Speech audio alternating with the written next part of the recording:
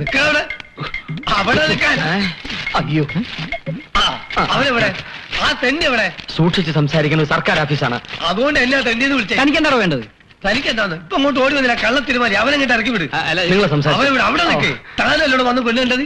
എണ്ണി വാങ്ങിച്ചില്ല 10,000 രൂപ സ്ത്രീധനായിട്ട്, എന്നിട്ട് ഇപ്പൊ പൊട്ടം കളിക്കുന്നോ?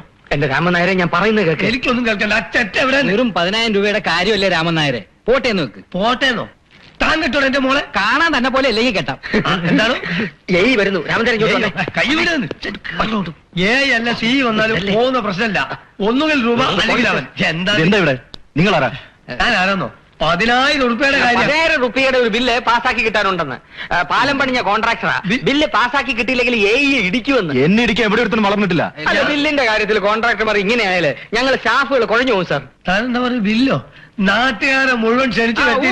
നാട്ടുകാരെ മുഴുവൻ ക്ഷണിച്ചു വരുത്തി പാലത്തിന്റെ ഉദ്ഘാടനം അന്തസ്സായിട്ട് നടത്തുകയും ചെയ്തു. കിട്ടാനുള്ള പണം എപ്പോഴായിരുന്നാലും കിട്ടുമല്ലോ. ഈ കളിയൊന്നും എന്റെ അടുത്ത് വേണ്ട. 10,000 രൂപ സ്ത്രീധനായിട്ട്. സ്ത്രീധനോ? അതെ, പുള്ളിക്ക് ഒരുപാട് ബില്ലുകൾ പാസ്സായി കിട്ടാനുണ്ട്. മാറി കിട്ടാത്തതിന്റെ വിഷമത്തിൽ ആൾക്ക് സ്വല്പം മെന്റലായിരിക്കും. അല്ല, അത് കുഴപ്പമൊന്നുമില്ല. അത് ഞങ്ങൾ മാനേജ് ചെയ്തോളാം. സാറകത്തേക്ക് പോയിക്കോ. ഓ മിണ്ടല്ലേ. താൻ എന്ത് മനുഷ്യനാടോ? സാറിനോടാണ് സ്ത്രീധനത്തിന്റെ കാര്യം പറയണത്. അതിനെന്താ? അങ്ങേര് സ്ത്രീധന വിരുദ്ധ സംഘത്തിന്റെ കേരള ഘടകം പ്രസിഡന്റാണ്. അതെ, പിന്നല്ലാതെ. എന്ന് കാര്യം ഞാൻ എന്റെ പൈസ അങ്ങോട്ട് പോയി ചോദിക്കുന്നു. രാമൻ നായർ വിഷമിക്കരുത്. എത്രയും വേഗം കണ്ണനോട് പറഞ്ഞ് ആ തുക ഞാൻ നിങ്ങൾക്ക് മേടിച്ചു തരാം. ഇപ്പൊ പോ. ഇപ്പൊ ഞാൻ പോവാ. പക്ഷെ ഒരു പരിഹാരം ഉണ്ടായില്ലെങ്കിൽ ഒരാഴ്ച വീണ്ടും ഞാൻ വരും. പോ. രാമൻ നായരെ, ഗോവിന്ദനൊരു വാക്ക് പറഞ്ഞ വാക്കാ. പക്ഷെ അത് പാലിക്കാൻ ലേശം ബുദ്ധിമുട്ടുണ്ടെന്ന് മാത്രം. പോയോ? വീണ്ടും വരും.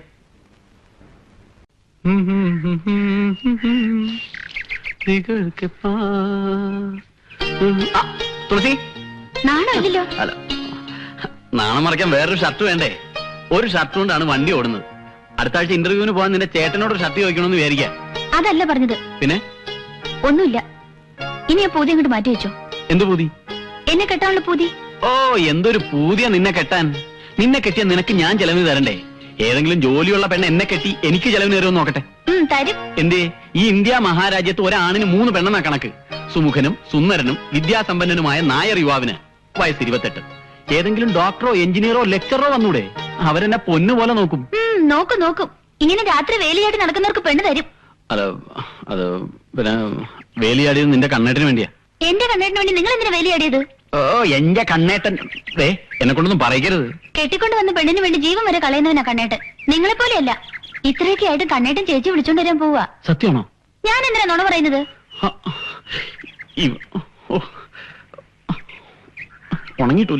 ഉണങ്ങിയിട്ടില്ലെങ്കിലും സാരമില്ല. ഇവനെന്ന് ഞാൻ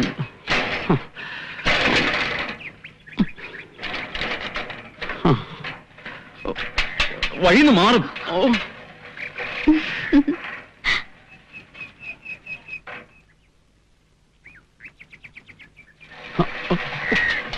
പണ്ടാളത്തിന് ബ്രേക്കുമില്ല. ഗോവിന്ദേട്ടാ, ഒന്ന് ഓടി വന്നേ. എന്താ? വേഗം പോയി ഷർട്ട് ഇട്ടുകൊണ്ട് വന്നേ. അവള് വീട് തന്നെ ഏൽപ്പിച്ചിട്ട് അടുത്ത വീട്ടിൽ ലെക്ചറിന് പോയിരിക്കും. സംഗതി ആകെ കുഴപ്പമാകും. വേഗം പോയി ഷർട്ട് ഇട്ടുകൊണ്ട് വാ. അതിപ്പോ പോയി ഷർട്ട് ഇട്ടുകൊണ്ട് പാടോ. നിങ്ങൾ എങ്ങോട്ടാ? പാർലമെന്റിലേക്ക്. വീട്ടിൽ പോടി. അരി വന്നു. ഇപ്പൊ പോയാ ചോറുണ്ണാം, ഇല്ലേ വാൾ പോസ്റ്റർ ഒട്ടിക്കാം. എങ്ങോട്ടാന്ന് അറിയില്ല. എപ്പോ വരും? ഇത് വല്ല കലിങ്കിലോ മരത്തിലോ ഇടിച്ച് നിക്കണം. ഭാഗ്യം ഉണ്ടെങ്കിൽ വരാം. വീട്ടിൽ പോടി. ദാ പോണു കണ്ണൻ. എടാ കണ്ണാ, ബ്രേക്കില്ല. പിന്നെ എന്ത് ചെയ്യും? അവന്റെ ചന്തി കൊണ്ട് ഇടിച്ചു ചേർത്ത്. നീ എങ്ങോട്ടാ പോണേ? പറയാൻ മനസ്സില്ല. ഇനി നിങ്ങളുമായിട്ട് ഒരു കൂട്ടുമില്ല. എന്റെ കാര്യം നോക്കാൻ എനിക്കറിയാം. സുല്ല് പറയല്ലേ കണ്ണ. നിന്നെ പുല്ലാക്കിയത് അവളാ, ഞങ്ങളല്ല. എല്ലാരെയും എനിക്കറിയാം. കൂടെ നിന്ന് കുഴി തോണ്ടുന്നവരാ നിങ്ങൾ. ഇനി എന്നെ ഉപദേശിക്കണ്ട. എടാ, നിന്റെ അഭ്യുദയകാംക്ഷികളാണ് ഞങ്ങൾ. അങ്ങനെ ആര് എനിക്ക് വേണ്ടി ഇപ്പൊ കാഷ്ടിക്കണ്ട. എടാ, 1ാം ക്ലാസ് മുതൽ ഒരു ബെഞ്ചിൽ ഒരുമിച്ചിരുന്ന് പഠിച്ചവരാണ് നമ്മൾ. ആ സ്നേഹം നിനക്കുണ്ടായിരുന്നെങ്കിൽ വേണ്ട, ഞാനൊന്നും പറയുന്നില്ല. എന്നെ വിട്ടേക്ക്. കണ്ണാ, എന്തിനും വേണ്ടത് ക്ഷമയാണ്. ഇപ്പൊ നീ ഓടിച്ചടി അങ്ങോട്ട് ചെല്ലരുത്, വഷളാകും. അത് ഞാൻ സഹിച്ചോളാം. ഇനിയെങ്കിലും എന്നെ ഉപദ്രവിക്കാതെ വിട്ടാ മതി. എടാ, അതിന് ഞങ്ങൾ നിന്നോട് എന്ത് ചെയ്യുന്ന പറ. നിങ്ങൾക്കറിയില്ലേ, നിനക്ക് വേണ്ടി ഞങ്ങൾ ജീവിക്കുന്നത് തന്നെ. എന്തിനാ ഗോവിന്ദേട്ടാ നുണ പറയുന്നത്? എത്ര വഴക്കുണ്ടായാലും ഒരു ദിവസമെങ്കിലും കമല ചേച്ചിയെ കാണാതെ ഗോവിന്ദേട്ടന് കഴിയാൻ പറ്റുമോ? കാരണം ഞാൻ പറയുന്നു. നിന്റെ കാര്യം എനിക്കറിയാം. ഞാൻ ആശുപത്രി കിടന്നപ്പോ തുളസിക്ക് പറയത്തക്ക ദുഃഖമൊന്നും ഉണ്ടായിരുന്നില്ല. പക്ഷെ നിനക്ക് പരിക്ക് പറ്റിയപ്പോ അവൾക്ക് സഹിക്കാൻ കഴിഞ്ഞില്ല. നിനക്ക് വല്ലാതെ ഫീൽ ചെയ്തു. നീ രാധികയെ മറക്കണമെന്നൊന്നും ഞങ്ങൾ പറയില്ല. പക്ഷെ ഇപ്പൊ നീ അങ്ങോട്ട് ഓടിച്ചെന്നാ അവര് നിന്നെ വകവെക്കില്ല. വെക്കണ്ട. ബസ് വന്നു, ഞാൻ പോട്ടെ. എടാ കണ്ണാ പറയുന്നത് നീ കണ്ണാ പോ.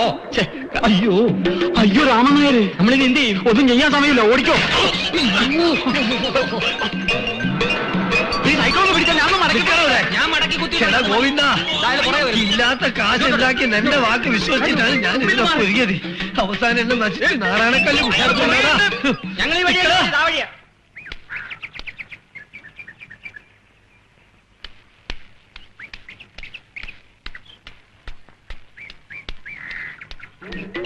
എടാ നിക്കണവിടെ, നിന്റെ അടുത്തുള്ള കണക്ക് പറഞ്ഞ് കാശ് മേടിച്ചില്ല. എന്റെ പേര് രാമൻ നായരനല്ല. ഈ നാട്ടില് കോടതി നിയമമൊക്കെ ഉണ്ട് കേട്ടോ. ഈ ജീവിതം എനിക്കെന്തിനു തന്നു ആണ്ടിവടി ഓനേ. പളനിയപ്പാ, ഞാൻ എന്ത് ചെയ്യപ്പാ?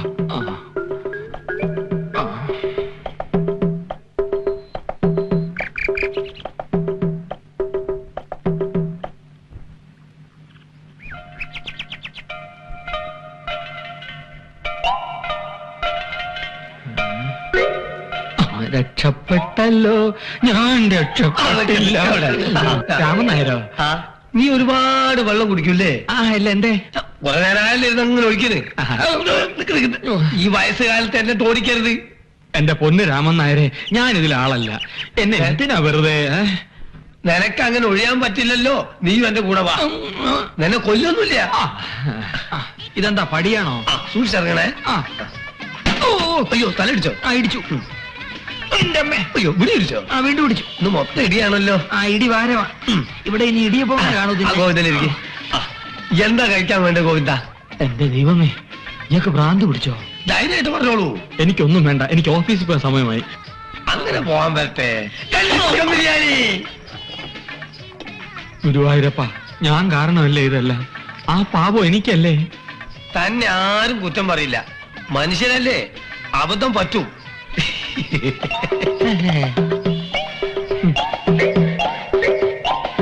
ഇപ്പൊ ഇവിടെ എന്താ ഉണ്ടായത്? ഇത്രയ്ക്ക് എന്റെ മകളും കണ്ണനായിട്ടുള്ള വിവാഹം ഉറപ്പിച്ചു. അവരൊരു അബദ്ധം പറ്റി, ഇത്രയല്ലേ ഉള്ളൂ. നിനക്ക് ഓർമ്മയില്ല ഗോവിന്ദ, ഈ കണ്ണന്റെ വിവാഹം ഉറപ്പിക്കാൻ നിശ്ചയിച്ചത് ഇതേ ഹോട്ടലിൽ, ഇതേ ടേബിളിൽ, ഇതേ ബിരിയാണി ഓർഡർ ചെയ്തോണ്ടാ. നിനക്ക് ഒഴിഞ്ഞു മാറാൻ പറ്റില്ല ഗോവിന്ദ. അത്രമാത്രം ആത്മബന്ധമാണ് നമ്മൾ തമ്മിൽ. ഈ കടുങ്കൈ ഞാൻ ചെയ്തല്ലോ. 10,000 രൂപ. ആ 10,000 തിരിച്ചു തരാൻ ആരാ പറഞ്ഞത്? എന്റെ മോളെ കെട്ടിച്ച സ്ത്രീധനായിട്ട് തന്നതല്ലേ. ഒക്കെ കലങ്ങി തെളിഞ്ഞു എന്ന് വിചാരിച്ചാൽ മതി ഗോവിന്ദ. ഇനി കാര്യങ്ങൾ പറയാലോ. ആ പെണ്ണ് ബന്ധം ഒഴിയാൻ കേസ് കൊടുക്കുക അത്രേ. രാമൻ നായർ ഇതെങ്ങനെ അറിഞ്ഞു? വക്കീലിന്റെ അടുത്ത് നിന്നാണ് രാമൻ നായർ വരുന്നത്. കണ്ണനിത് അറിഞ്ഞോ? അറിഞ്ഞാൽ എന്തോ അലക്കാടോ. ഒരു ബന്ധം മുറിഞ്ഞ മറ്റൊരു ബന്ധം ഏറ്റുകൂട്ടണം. കഴിഞ്ഞതൊക്കെ മറക്കുക. എന്നിട്ട് നമ്മൾ നിശ്ചയിച്ച പോലെ കണ്ണനെ കൊണ്ട് എന്റെ മോളെ കെട്ടിക്ക. അത് നടക്കുവോ? നടക്കണം. പിന്നെ താൻ ഏത് മൂട്ടിലെ മധ്യസ്ഥനാടോ? എണ്ണി വാങ്ങിയില്ലേ 10,000 റുപ്യ? ശരിയാ, കണ്ണനും ഇതാണ് നല്ലതെന്ന് തോന്നുന്നു. പിന്നെ ഒരു കാര്യം, അമ്പലത്തിൽ വെച്ചുള്ള കളി ഇനി വേണ്ട. എന്റെ വീട്ടിൽ വെച്ച് മതി. അതും എന്റെ മോൻ വരുന്നതിന് മുമ്പ് നടക്കണം. മോൻ അറിയാലോ. പിന്നെ ഏറ്റ് രാമൻ നായരെ.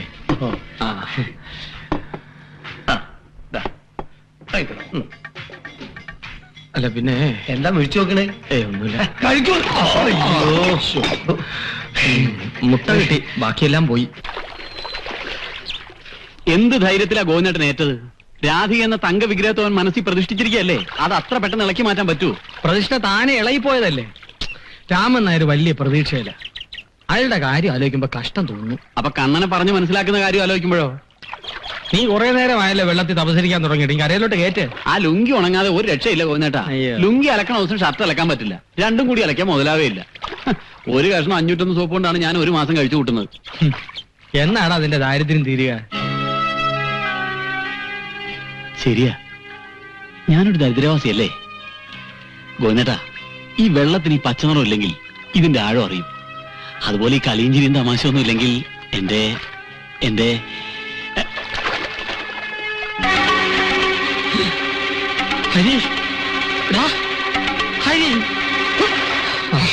വലിയ കൊലാവലൊന്നും വേണ്ട. ഇവരെങ്ങനെ ഒരു പന്തല് ദേ പെണ്ണുങ്ങൾ വിളി തുടങ്ങി. ഒരു കാര്യം ചെയ്യാൻ സമ്മതിക്കില്ല എന്ന് വെച്ചാൽ. അല്ല, എന്തിനാ പന്തല്? നിന്റെ 16 അടിയന്തരം കഴിക്കാൻ മിണ്ടാണ്ടിരുന്നു അവിടെ. എങ്ങനെയൊക്കെ ആ കാര്യങ്ങളൊന്ന് അടുപ്പിച്ചുകൊണ്ടിരാന്ന് വിചാരിക്കുമ്പോഴാ. ചിന്ന ആ തൊടി പോയി കഴുകു മുറിച്ചോ. പോയിക്കോ. പോയിക്കോ. ഓലെ പറഞ്ഞത് അവിടെ തന്നെ കാണും കേട്ടോ. പുതിയ വല്ല ആലോചനയുണ്ടോ? അതേടി, ഞാൻ ഒന്നുകൂടെ കെട്ടാൻ പോവാ. ദേ ഒരു സംഗതി രഹസ്യമായിട്ട് സൂക്ഷിക്കാൻ സമ്മതിക്കില്ല. ഈ മുറ്റത്തൊരു പന്തലിടുന്നു തോന്നി ഇടുന്നു, അത്ര തന്നെ. പറയില്ല, പ്രത്യേകിച്ച് പെണ്ണുങ്ങളെടുത്ത് ഇനി പറയില്ല. മതിയായി. എന്തിനാ കമുക മുറിക്കണേ? പന്തല് കെട്ടാൻ ശ്രീധരൻ വരുന്നതിന് മുമ്പ് കല്യാണം നടത്തണം. എന്നോട് പറഞ്ഞൂടെ ആരാ ചെക്കനെന്ന്? പെണ്ണുങ്ങളോട് പറയില്ല. എന്താ നിങ്ങൾ ഈ പറയണത്? ഞാൻ അറിയാതെ മോളുടെ കല്യാണം നടക്കേ? നീ അറിഞ്ഞു എന്ന് വെച്ചാ ഈ ഭൂമി മലയാളം മുഴുവൻ അറിഞ്ഞു എന്നർത്ഥം. കണ്ണൻ തന്നെയാണ് അവളെ കെട്ടാൻ പോകണമെന്ന് ഞാൻ എന്നോട് പറയേ. എന്നിട്ട് വേണം നാളെ മുതൽ ആൾക്കാർ ജാതായിട്ട് ഇങ്ങോട്ട് വരാൻ. എന്ത്? കല്യാണം കഴിഞ്ഞ കണ്ണനോ? അതെ, അവൻ തന്നെ. അവർ ബന്ധം വേർപെടുത്താ ഒക്കെ ഞാൻ ഒപ്പിച്ചു വെച്ച്. ഭഗവാനെ, പറയണ്ടെന്ന് വിചാരിച്ചതൊക്കെ പറഞ്ഞു പോയല്ലോ ഈശ്വര. വിവരമുണ്ടോ നിങ്ങക്ക്? എന്തേ? ഇതാണ് എന്നോട് പറയണ്ടെന്ന് വെച്ചേ. ഒരു കാര്യം ഞാൻ പറഞ്ഞേക്കാം, എന്തെങ്കിലും കുഴപ്പമുണ്ടാക്കിയാൽ കൊന്നു കളയും ഞാൻ. മനുഷ്യനൊരു അഭ്യാസം നടത്തി വെക്കാം, എങ്ങനെയെങ്കിലും ആ പെണ്ണിനെ ഒന്ന് ഇറക്കി വിടാൻ പറ്റുമെന്ന്. അപ്പോഴാണ് അവളൊരു അയ്യോ, അതല്ല പറഞ്ഞത്. പിന്നെ ഏതാ? അവനാ കെട്ടണെങ്കിലേ ആ. പന്തലും മറ്റും ഇട്ട് നാട്ടുകാരെ അറിയിക്കണോ? രേഷാഫീസിൽ കഴിച്ചാ പോരെ? താലി കെട്ടൊഴിച്ച് എല്ലാം കഴിഞ്ഞല്ലേ ഗുരുവായൂർ വെച്ച്? ശരിയാണല്ലോ. പെണ്ണുങ്ങൾക്ക് വിവരമില്ലെന്ന് ആരാ പറഞ്ഞേ? ഇതാണ് പറഞ്ഞേ, ഭാര്യയുടെ അടുത്ത് ആലോചിച്ചിട്ടേ എന്തും ചെയ്യാവൂന്ന്. കൊടുകൈ. മോനെ ചിന്ന, വെട്ടലേ കൗങ്ങി. ചിന്ന, അയ്യോ ചതിച്ചല്ലട ചിന്ന.